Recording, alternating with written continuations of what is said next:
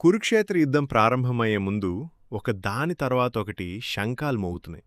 కానీ పాండవుల శంఖధ్వనిలో కేవలం యుద్ధానికి సంబంధించే శబ్దం మాత్రమే లేదు.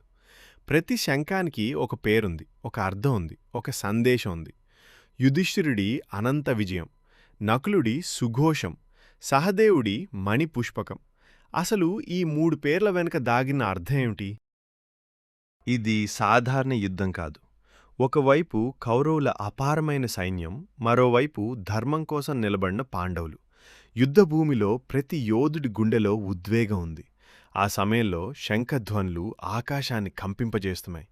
అదే సమయంలో పాండవుల వైపు నుంచి వినిపించిన శంఖధ్వని వారి ధైర్యానికి, వారి సంకల్పానికి ప్రతీకగా మారింది.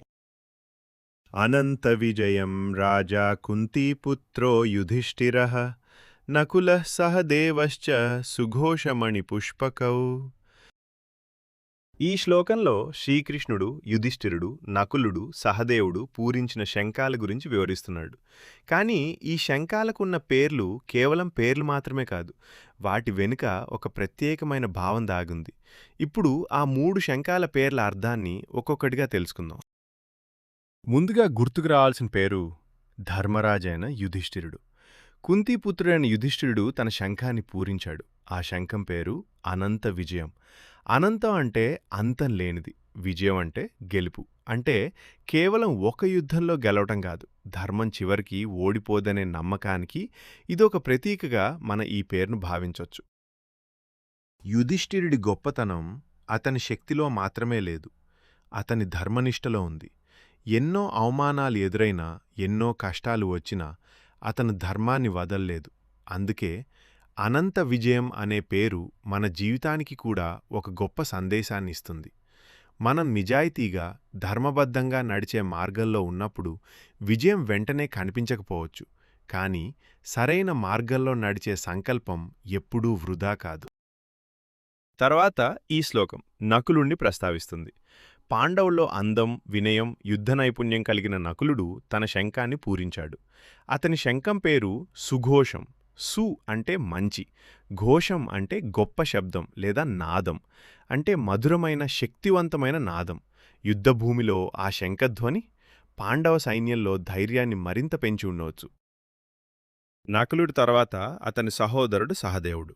సహదేవుడు జ్ఞానం, పరిశీలన, వివేకానికి ప్రసిద్ధుడిగా మహాభారతంలో కనిపిస్తాడు.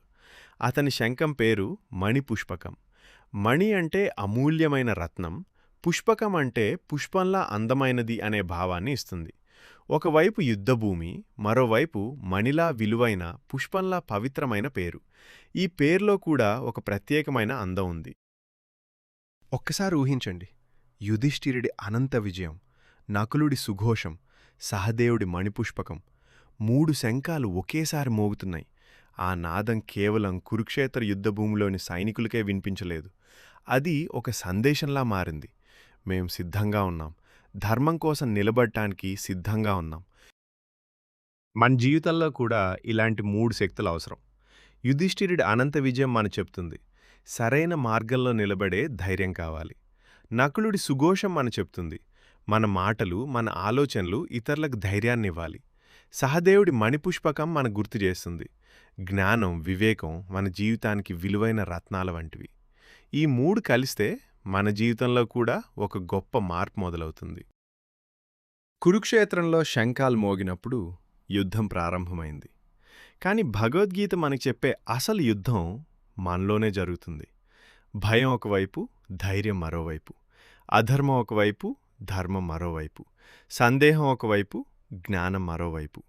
ప్రతిరోజు మనం ఏదో ఒక కురుక్షేత్రంలో నిలబడుతూనే ఉంటాం. అప్పుడు మనలోని అనంత విజయం అనే ధైర్యాన్ని మేల్కొల్పాలి. ఈరోజు ఈ శ్లోకం నీకు ఒక చిన్న సందేశాన్నిచ్చుంటే, ఈ జ్ఞానాన్ని నీకిష్టమైన వారితో పంచుకోండి.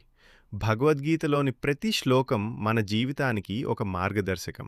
ఇలాంటి భగవద్గీత శ్లోకాల అర్థాలను సులభంగా తెలుసుకోవాలనుకుంటే మా ఛానల్ను సబ్స్క్రైబ్ చేయండి.